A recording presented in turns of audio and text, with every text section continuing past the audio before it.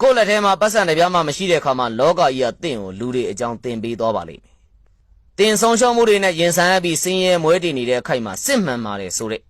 မိတ်ဆွေတွေဆိုတာခင်လာပါတယ်ဆိုတဲ့မိတ်ဆွေတွေဆိုတာစာနာပါတယ်ဆိုတဲ့မိတ်ဆွေတွေဆိုတာဘလို့မျိုးလဲဆိုတာတင့်ကိုသင်ကြားပေးလိမ့်မယ်။အစဉ်ပြေတဲ့ချိန်လက်ခုပ်ဝိုင်းတီးပေးကြတဲ့မိတ်ဆွေထက်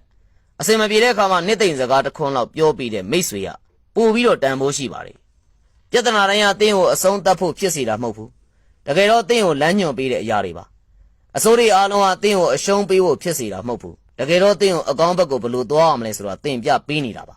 ။ရုန်းကန်မှုတွေအားလုံးကလည်းတင့်ကိုစိတ်သက်ကြစေဖို့ဖြစ်စေတာမဟုတ်ဘူး။တကယ်တော့တင့်ကိုအောင်မြင်ခြင်းကိုဘလို့ယူရမလဲဆိုတာသင်ပြပေးနေတာပါ။လွယ်လွယ်အရှုံးမပေးတတ်ဘူးဆိုအရာရာတင့်လက်ထဲမှာပါပဲ။သူတစ်ပါးရဲ့လုပ်ရကြောင်းကိုထိခိုက်ရပေမဲ့ကိုလုပ်ရကြောင်းသူတစ်ပါးကိုလည်းမထိခိုက်ပါစေနဲ့။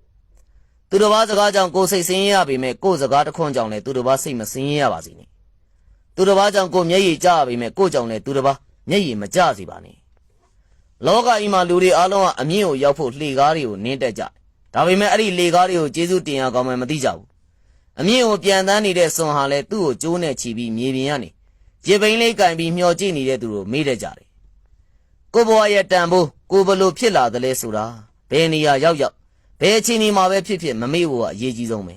။တုံညဆိုတာသူ့ဘာသာနေရင်တော့တန်ဖိုးမရှိကြဘူးလို့ထင်လိမ့်။ဒါပေမဲ့သူ့ရှိရကဏ္ဍတွေကိုတော့တန်ဖိုးအမြင့်ဆုံးရောက်အောင်လို့မြင့်တင်ပေးနိုင်ပါတယ်။